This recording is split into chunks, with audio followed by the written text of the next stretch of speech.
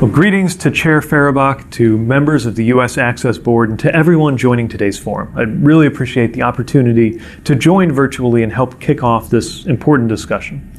I want to thank Greg, my friend and a fellow Hoosier, for inviting me to join for these opening remarks and for your leadership in the cause of equity and accessibility for all. And it's great seeing that so many good friends from Indiana are involved in this convening. I'm sorry that I can't join in real time for today's event, but I've asked a senior member of my team, Deputy Assistant Secretary for Safety Policy, Robin Hutchison, to be with you today. She'll be offering remarks, and I think that you'll really enjoy hearing what she has to say. The U.S. Access Board and the U.S. Department of Transportation have a long history of collaborating to make the transportation system safer, more equitable, and more accessible for all. Safety is our #1 priority. And making vehicles and infrastructure safe and accessible to people with disabilities benefits all Americans.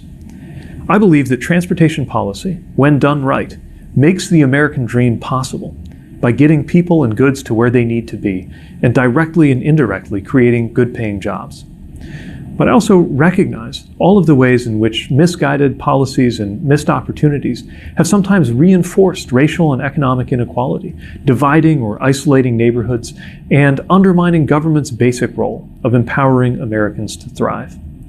Now, the disability community has done extraordinary work for generations to eliminate barriers to safety and prosperity for Americans with disabilities who rely on equitable access to transportation resources. Tearing down these barriers doesn't just benefit those who need accommodations, it benefits the entire country by unlocking the contributions that Americans with disabilities can make to our economy, to their families, and to society when transportation inequity no longer stands in the way. You and I know that there is so much work to do. There are also new tools on the horizon to help. The possibility of new national investments in transportation equity, and the arrival of new technologies that can potentially be a major boost to equity. But that only happens if we make sure of it. And I know that's part of what you're convening to discuss today. We have an opportunity to incorporate access, equity, and accessibility for all from the beginning of our coming major policy and technology decisions. This is part of what it means to build back better and to include everyone in the future of innovation and the future of America.